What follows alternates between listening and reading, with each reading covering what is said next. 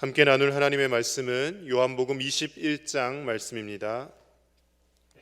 오늘도 우리를 사랑하시는 주님의 음성을 들으시고 주님과 동행하시는 복된 날 되시기를 간절히 축복합니다. 요한복음의 말씀은 어제 우리가 살펴본 20장의 말씀에서 결론이 맺어지고 끝이 나도 전혀 어색하지가 않습니다. 그런데 오늘 보시는 바와 같이 21장 한 장이 더 추가되어 있습니다. 어제 20장의 말씀에서 분명히 부활하신 예수님께서 막달라 마리아와 그리고 제자들에게 찾아오셔서 중요한 말씀들은 다 하셨습니다. 평강을 주셨고요. 그리고 누구의 죄든지 사하면 사해질 것이다 말씀하시고 예수님께서 하시고자 하는 모든 말씀들을 다 마치셨습니다. 그리고 30절 31절에 요한복음을 왜 기록했는지 기록 목적까지도 다 이야기를 밝혔습니다. 그런데 오늘 21장 말씀이 또 이어지고 있습니다. 그래서 많은 신학자들이 이 21장은 후대에 다른 목적으로 첨가한 것이 아니냐, 그 중에서도 특별히 베드로의 사도권을 변호하기 위해서 예수님을 모른다고 부인하고 떠났던 그 베드로가 어떻게 회복되는지 그것을 설명하기 위해 이 말씀을 후대에 집어넣고 첨가한 것이 아니냐, 그렇게 이제 주장하는 사람들도 있습니다. 그렇게 생각할 수도 있는데요. 그런데 이 부록과도 같은 21장의 이 말씀이 너무나도 중요하더라는 것이죠. 있고 없고의 차이는 너무나 크다는 것입니다. 오늘 이 21장의 말씀을 통해서 실패와 좌절을 맛본 한 인간이 예수님의 사랑으로 인해서 어떻게 회복되어져 가는지를 우리에게 여실히 보여주고 있더라는 것이죠. 특별히 21장은 거의 베드로 한 사람을 위한 장이라고 해도 과언이 아닐 만큼 예수님께서 철저히 베드로에게 주목하시고 그에게 말씀하고 계신 것을 볼 수가 있습니다. 말씀은 베드로에게 하시지만 어찌 보면 베드로와 같이 실패와 좌절을 맛보며 이 시대를 살아가는 우리 모두에게 예수님께서 따뜻한 사랑의 말씀으로 우리를 새롭게 하시는 음성이 아닐까 생각해 봅니다. 부활하신 예수님이 오늘 이 부록과도 같은 21장의 말씀을 통해서 우리에게 원하시는 것은 과연 무엇이겠습니까? 첫 번째로 실패한 인생이라도 회개하고 묵묵히 현실 속에서 살아가기를 우리 주님은 원하고 계십니다. 오늘 21장 2절과 3절 말씀을 다시 한번 우리 같이 읽겠습니다. 시작. 시몬 베드로와 디두모라 하는 도마와 갈릴리 가나 사람 나다나엘과 세베대 아들들과 또 다른 제자 둘이 함께 있더니 시몬 베드로가 나는 물고기 잡으러 가노라 하니 그들이 우리도 함께 가겠다 하고 나가서 배에 올랐으나 그날 밤에 아무것도 잡지 못하였더니. 베드로를 비롯한 제자들이 다시 갈릴리 바다로 물고기를 잡으러 나가고 있습니다. 이 구절에 대해서 많은 오해가 있었습니다. 그래서 또 많은 신학자들과 목사님들이 그렇게 또 이제 해석을 했습니다. 제자들이 예수님께로부터 받은 사명을 다 버리고 다시 예전으로 돌아갔다라고 말씀을 전하기도 했는데요. 또 엄밀히 따져보면 그것이 아닙니다. 20장과 21장의 배경이 서로 다르죠. 어제 살펴본 20장은 예루살렘에서 일어났던 일입니다. 제자들이 예수님이 십자가에 죽으신 후에 예루살렘에서 숨어서 떨고 문을 잠그고 있었던 것이죠. 그때 예수님께서 찾아오셔서 제자들을 만나주시고 특별히 도마에게 한 번 더 오셔서 만져보고 예수님을 믿도록 허락해 주시지 않았습니까? 이미 부활하신 예수님을 만났습니다. 그리고 오늘 21장의 말씀은 다시 디베랴 호수, 갈릴리 호수로 이 제자들이 돌아온 것이죠. 왜 갈릴리로 왔겠습니까? 마가복음 16장 7절 말씀에서 예수님께서 갈릴리로 가라고 말씀하셨기 때문입니다. 마가복음 16장 7절 말씀 제가 읽어드립니다. 가서 그의 제자들과 베드로에게 이르기를 예수께서 너희보다 먼저 갈릴리로 가시나니 전에 너희에게 말씀하신 대로 너희가 거기서 배우리라 하라 하는지라. 이렇게 천사를 통해서 예수님께서 말씀을 전해 주신 것이에요. 예루살렘에 계속 머물러 있지 말고 다시 갈릴리로 돌아가라는 것이죠. 왜 예수님 제자들에게 갈릴리로 돌아가라고 말씀하셨겠습니까? 제자들을 처음 만나고 부르신 곳이 바로 그곳이기 때문입니다. 십자가에서 죽으시고 다시 부활하신 예수님이 제자들과 처음부터 다시 시작하시고 싶으신 것이죠. 예수님이 죽으신 후에 극도로 불안해하고 두려워하며 부활하신 주님을 만난 후에도 여전히 긴가민가하며 확실한 믿음을 갖지 못했던 그 제자들에게 갈릴리에서 우리가 처음 만났던 때처럼 다시 거기서 만나서 다시 사명을 회복하고 다시 하나님 나라의 일들을 감당하자고 제자들을 갈릴리로 부르신 것입니다. 그래서 제자들이 갈릴리에 와 있었는데 예수님이 바로 나타나시지 않으니까 생계를 위해서 고기라도 잡고자 베드로와 다른 제자들이 바다로 나간 것입니다. 이 제자들이 모든 사명을 팽개친 것이 아니라 실패하고 어렵고 힘든 가운데 있지만 그들은 살아내려고, 그들의 생계를 유지하려고 어쩔 수 없이 고기를 잡으러 나아갔다는 것입니다. 무엇을 비교하려고 하냐면요, 가룟 유다와 다른 제자들의 삶을 비교하는 것이죠. 유다는 어떻게 되었습니까? 예수님을 팔아넘긴 죄책감을 견디지 못하고 곧이어서 스스로 목숨을 끊고 맙니다. 그래서 그 예수님을 팔고 받았던 돈을 남겨두죠. 그것을 가지고 이제 밭을 사서 나그네들의 묘지를 삼습니다. 그래서 피밭이라는 이름이 붙게 되는 것이죠. 어찌 보면 가룟 유다가 가장 나쁜 사람 같지만, 그러나 큰 틀에서 보면 가룟 유다나 베드로나 다른 모든 제자들이나 예수님의 입장에서는 다 마찬가지였을 겁니다. 왜냐하면 예수님이 잡히실 때 한 사람도 변호하거나 남아있지 않았기 때문이죠. 다 버리고 떠났다라고 말씀은 기록하고 있지 않습니까? 똑같이 예수님을 버렸고 심지어 수제자라고 하는 베드로조차도 예수님이 누군지 모른다라고 3번이나 강력하게 부인하였음에도 불구하고 차이점은 무엇입니까? 한 사람은 죄책감을 이기지 못하고 스스로 목숨을 끊었고, 다른 제자들은 실패한 인생이지만 그래도 묵묵히 삶을 이어가고 살아가고 있더라는 것입니다. 많은 사람들이 착각하는 것 중에 하나가, 우리의 삶 가운데 어느 순간 실패하고 좌절하고 나면 이제 더 이상 내 삶에 희망이 없고 소망이 없다라고 스스로 진단을 내리고 아무런 노력을 하지 않고 그리고 스스로의 삶을 포기해버리려고 하는 경향이 있습니다. 근데 우리 주님 그것을 원하시지 않으시는 겁니다.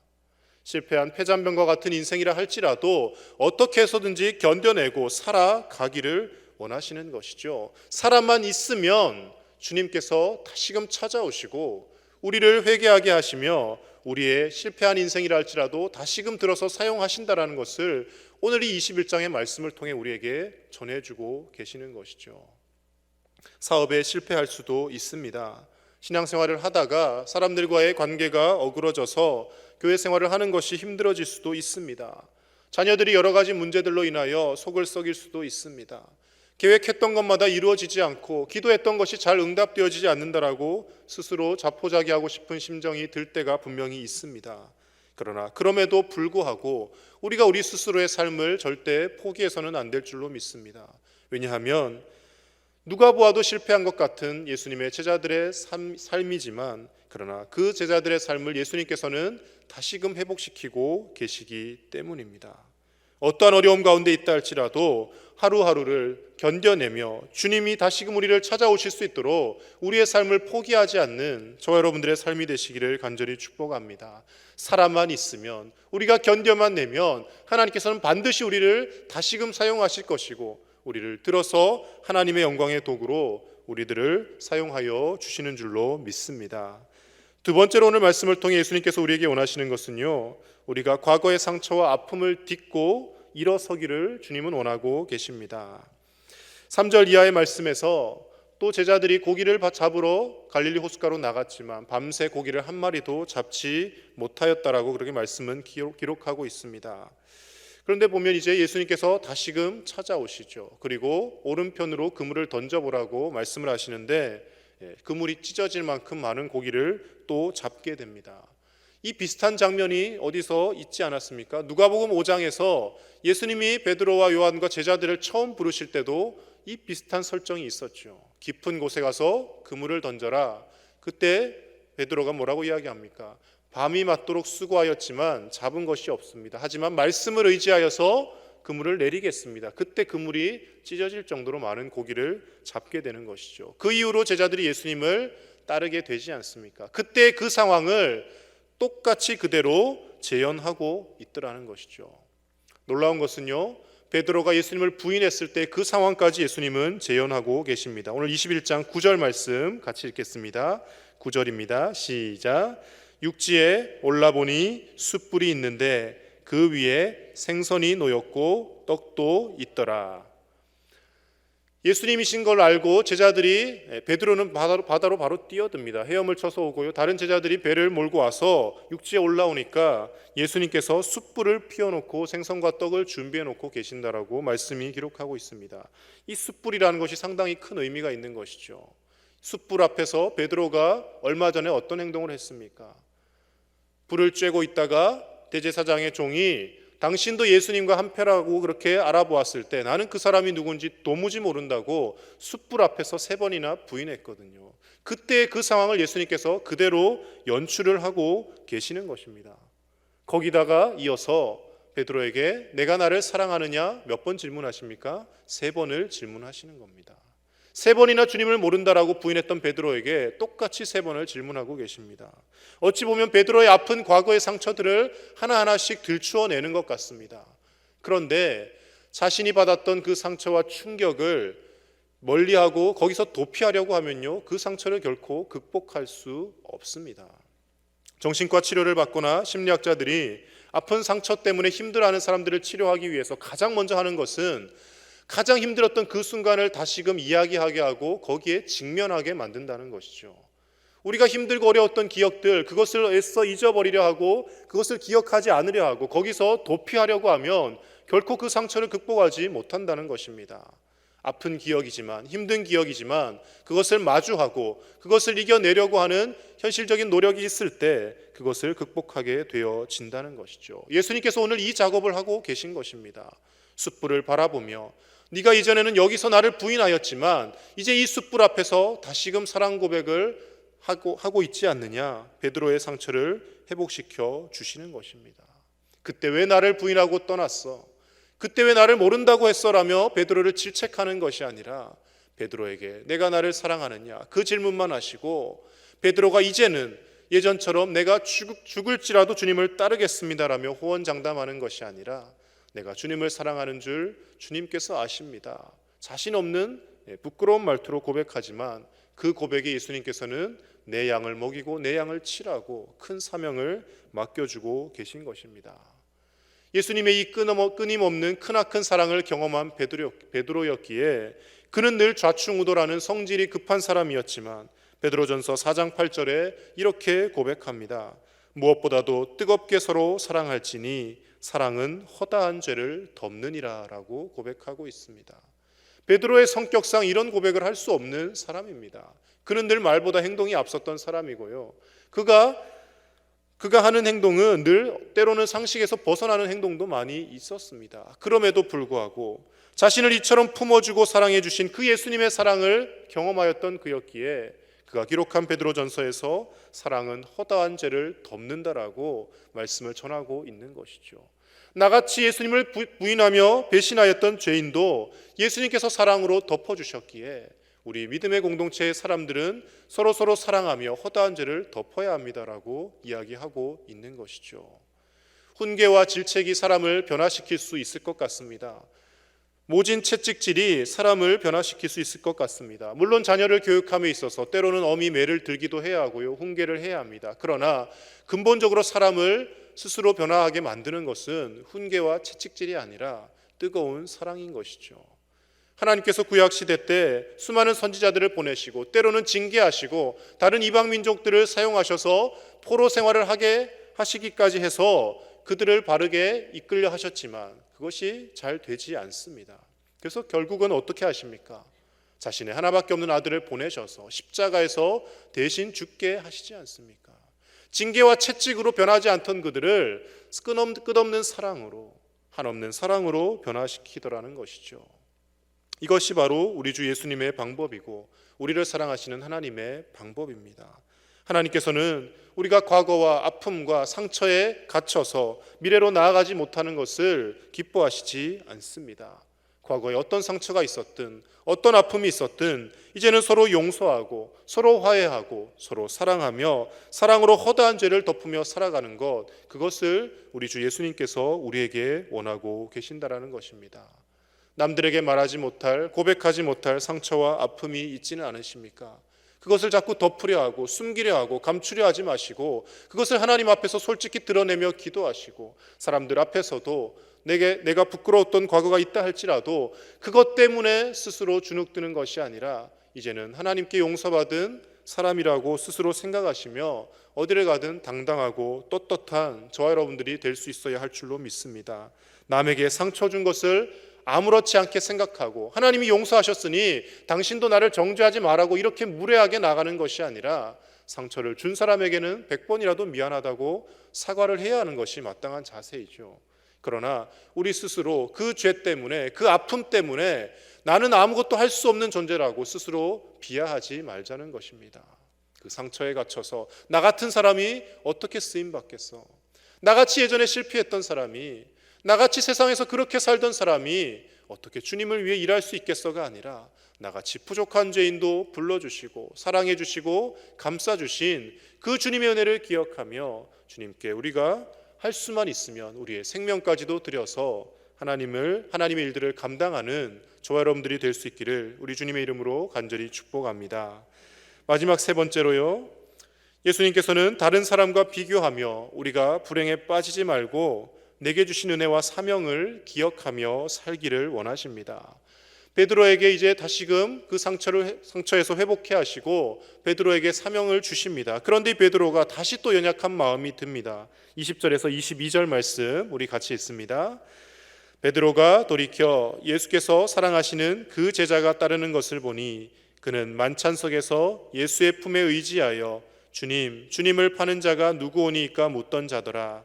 이에 베드로가 그를 보고 예수께 여짜오되 주님, 이 사람은 어떻게 되겠사옵나이까?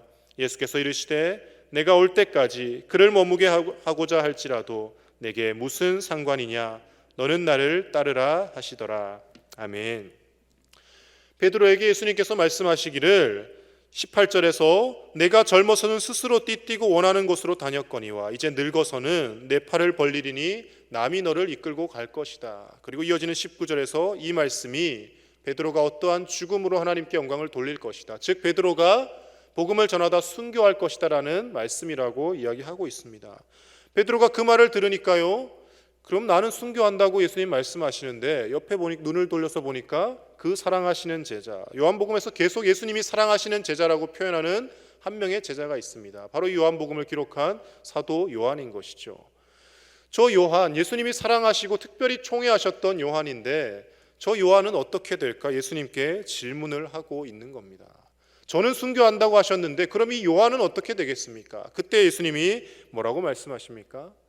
너는 순교하지만 그 요한은 내가 다시 재림할 때까지 살려놓는다고 할지라도 그것이 너와 무슨 상관이 있느냐라고 말씀하십니다. 아주 중요한 말씀입니다. 우리가 신앙생활을 하면서 늘 불행에 빠지는 이유 중에 하나가 자꾸 남의 인생과 나의 인생을 비교하기 때문입니다. 똑같이 신앙생활을 하면서도요, 내 옆에 앉아있는 권사님이, 집사님이 나보다 훨씬 더 많은 축복을 받는 것과 같이 자꾸 착각을 하지 않습니까? 왠지 하나님이 내 기도는 10개 중에 2개만 들어주시는 것 같고 저 권사님 기도는 10개를 기도하면 10개를 다 들어주시는 것 같고 저 장로님 가정에는 더 축복을 많이 하시는 것 같고 우리 가정은 하나님이 별로 안 사랑하시는 것 같고 그런 마음들 때문에 신앙생활을 하면서도 우리가 자꾸 시험에 드는 것이죠. 예수님은 분명히 말씀하십니다. 요한이 어떻게 되든지 말든지 너는 너의 삶을 살아라. 베드로, 너에게 준 사명이 있지 않느냐? 네가 순교하는 것이 하나님이 주신 사명이면 그것에 최선을 다하며 살라는 것입니다. 나는 순교하는데 누구는 더 오래 살고 그것 때문에 연연해하며 고통받지 말라는 것이죠. 똑같이 믿음 생활을 하는데 어떤 가정은 하나님께서 물질의 축복을 주셔서 부유하게 살아가는 가정이 있고 어떤 가정은 평생 가난하게 사는 가정이 있습니다. 그러나 그것이 본질이 아니라는 거예요. 가난한 가운데 하나님 앞에 영광을 돌리는 인생이 있고 부유한 가운데 그 물질로 많은 하나님의 일들을 감당하는 인생이 있는 것이죠. 어떤 분들은 정말 100세가 되도록 감기 한번 제대로 걸리지 않고 건강하게 살아가는 사람들이 있습니다. 어떤 분들은 평생 힘들게 어렵게 고통 가운데 육신의 아픔을 가지며 살아가는 사람들도 있습니다. 그렇다고 해서 왜 하나님 저 사람은 건강하게 하시고 내게는 이렇게 연약함을 주셨습니까? 그것 가지고 원망하지 말라는 것입니다. 그것 가지고 원망하지 않아도 이미 우리가 구원이라는 무엇과도 바꿀 수 없는 영생이라는 크나큰 선물을 똑같이 하나님이 공평하게 주셨기에 그 구원과 영생에 비교해 보면 우리가 돈 조금 더 가지고 사는 것, 조금 더 건강하게 사는 것, 내 자녀들이 조금 더 출세하고 성공하는 것, 그것이 아무런 의미가 없다는 것이죠. 전에 교회에 있을 때 누구나가 부러워할 만한 정말 멋진 남편과 사는 한 집사님이 계셨습니다. 정말 남편 집사님이 너무나 훌륭했어요. 인격도 좋으시고요, 또 교회 열심히 신앙생활 하시며 봉사도 하시고, 그래서 많은 주변에 있는 집사님들이 암암리에 이야기했습니다. 저 부인 집사님 정말 행복하겠다, 저런 남편이랑 같이 사니까. 한 번은 어떤 분이 이제 우스갯소리로 그렇게 그 집사님께 이렇게 이야기를 했어요. 그런 좋은 남편하고 같이 사니까 너무 행복하겠어요 라고 이야기하자 그분께서 딱 짧게 이렇게 한마디만 하셨습니다. 한번 데리고 살아보세요 라고 이렇게 한마디만 딱 하시더라는 거죠. 남들이 보기에는 정말 100점짜리 남편인 것 같아도 같이 살아보면 또 다 허물이 있고 부족한 점이 있더라는 것이죠. 늘 남의 떡이 커 보이고 남의 가정이 더 행복해 보이고 내 옆에 앉은 사람이 하나님으로부터 더 많은 축복을 받은 것 같지만, 그러나 곰곰이 살펴보면 하나님께서 내게도 이미 많은 은혜와 복을 주셨다는 것을 우리는 깨달을 수 있는 줄로 믿습니다. 우리가 지금 이 자리에 앉아서 하나님 앞에 예배할 수 있는 것, 그것 하나만으로도, 우리가 예수 그리스도를 믿고 구원받은 인생이 되었다라는 것, 그 사실 하나만으로도 우리는 다른 그 무엇과도 바꿀 수 없는 크나큰 은혜를 입고 사는 존재가 아니겠습니까? 오늘 하루도 그것을 되새기시며 내게 때로는 아프고 힘든 일이 있다 할지라도 무엇과도 바꿀 수 없는 나의 구원, 하나님이 내게 선물로 주신 영생이라는 그 큰 선물을 바라보며 오늘도 위로받으시고 주님께서 우리에게 주신 귀한 사명을 묵묵히 잘 감당해 나가는 저와 여러분들의 복된 삶이 되시기를 우리 주 예수님 이름으로 간절히 축복합니다. 이 시간 함께 간절히 기도하실 때 때로는 우리의 인생이 어려움과 실패로 가득한 인생일지라도 베드로를 비롯한 제자들처럼 견디며 하루하루 살아내게 하여 주시옵소서. 때로는 좌절하며 살아간다 할지라도 잘 견뎌내며 다시금 우리를 찾아오시는 그 주님으로 말미암아 우리의 상처와 아픔이 치유되고 하나님이 우리에게 주신 은혜와 사명을 기억하며 사는 복된 인생 되게 해달라고 이 시간 간절히 함께 기도하겠습니다. 특별히 한 가지 더 기도해 주실 것은요, 우리의 다음 세대와 교회 학교 아이들을 위해서 기도해 주시기 바랍니다. 코로나19로 인하여서 또 영상 예배가 장기화되고 있는데 우리의 자녀 손들이 믿음이 연약해지지 않도록 변함없이 하나님을 믿고 하나님을 섬기는 우리의 자녀들이 되고 우리 광양제일교회 다음 세대가 더 든든히 서갈 수 있게 우리 다음 세대를 위해서 함께 이 시간 간절히 기도하며 나가겠습니다. 하나님 아버지 감사합니다. 오늘도 귀한 주님 전에 이 새벽 불러주시고 하나님의 은혜의 말씀으로 우리를 새롭게 하시니 감사를 드립니다. 하나님 아버지, 예수 그리스도를 믿고 우리가 구원받은 존재이지만 날마다 좌절하며 날마다 실패를 경험하며 살아갑니다. 연약한 인간이기에 말씀을 의지하기보다는 우리의 계획과 우리의 능력과 우리의 지식을 의지하려다가 세상에서 실패할 때가 한두 번이 아닙니다. 하나님, 그러나 그 가운데서도 우리가 우리의 스스로의 삶을 포기하지 않게 하여 주시고 가룟 유다와 같이 자기의 삶을 스스로 재단하여서 스스로 목숨을 끊는 삶이 아니라 하나님 어떻게 해서든지 살아있게 하시며 다시금 우리를 찾아오셔서 우리를 회복시켜 주시는 그 예수님을 만나는 복된 인생 되게 하여 주시옵소서. 우리에게 어떤 상처와 아픔이 있습니까? 그 모든 상처와 아픔으로부터 우리를 자유케 하여 주시고 주님이 치유하여 주심으로 말미암아 이제는 그 상처에서 벗어나 당당하고 떳떳하게 주의 일을 감당하며 살게 하여 주시옵소서. 내가 상처를 주었던 사람들에게 찾아가서 사과를 할 수 있는 용기도 허락하여 주시고 아픔을 주었던 사람들에게 진심으로 용서를 구할 수 있는 참된 그리스도인이 되게 하여 주시고 그 모든 상처와 아픔으로부터 벗어나 이제는 주님의 일들을 감당하며 하나님 앞에 영광 돌리며 살아가는 우리 인생 되게 하여 주시옵소서. 하나님 아버지, 이미 우리에게 구원이라는 무엇과도 바꿀 수 없는 큰 선물을 주셨사온데 그 구원의 감격에 젖어서 날마다 살게 하여 주시고 하나님 아버지, 하나님의 은혜를 기억하며 우리 주신 사명을 감당하며 사는 우리 인생 되게 하여 주시옵소서. 하나님, 사랑하는 우리 다음 세대 교회 학교 아이들을 기억하여 주시고 믿음에 약해지지 않도록 주님 붙들어 주시고 하나님, 우리 광양제일교회 하나님 이 다음 세대가 더욱더 부흥하며 성장하며 하나님의 일들을 감당해 나가는 귀하고 복된 다음 세대 될 수 있도록 하나님 은혜를 베풀어 주시옵소서. 코로나19로 인하여서 우리의 믿음이 연약해지지 않도록 하나님 붙들어 주시고 담대하게 하여 주시고 하나님 우리를 안전하게 지켜 보호하여 주시며 이 나라와 이 민족이 온전히 주님 은혜 가운데 든든히 서갈 수 있도록 하나님께서 다스리시는 귀한 나라 귀한 백성 되게 하여 주옵소서. 사랑의 하나님 아버지, 감사합니다. 늘 실패로 얼룩진 우리의 인생이지만 그 가운데 찾아오셔서 우리의 상처를 치료하여 주시고 우리에게 새 소망과 새 희망을 허락하여 주시니 감사를 드립니다.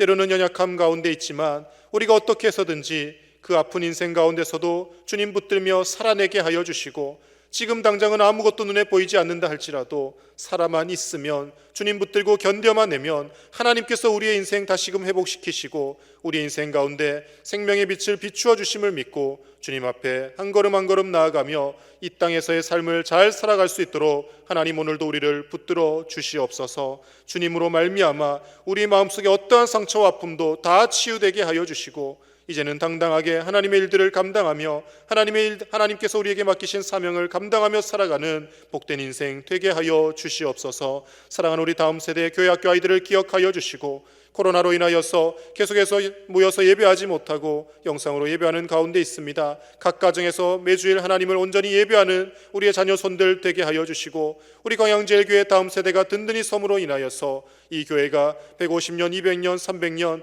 날이 갈수록 더욱 부흥하며 하나님의 놀라운 일들을 이루어가는 하나님께 쓰임받는 교회 되어질 수 있도록 주님 우리 교회를 지켜보하여 주시옵소서. 코로나19가 속히 소멸되게 하여 주시고 좋은 치료제와 백신을 허락하여 주셔서 더 이상 이 질병으로 인하여 두려워하며 떨지 않게 하여 주시고 마음껏 하나님을 자유롭게 예배할 수 있는 날들을 하나님 속히 허락하여 주시옵소서. 오늘 이 하루도 주님과 동행하며 주님의 음성 들으며 살아가는 복된 날 되게 하실 줄 믿사오며 우리 주 예수님의 이름으로 기도드립니다. 아멘.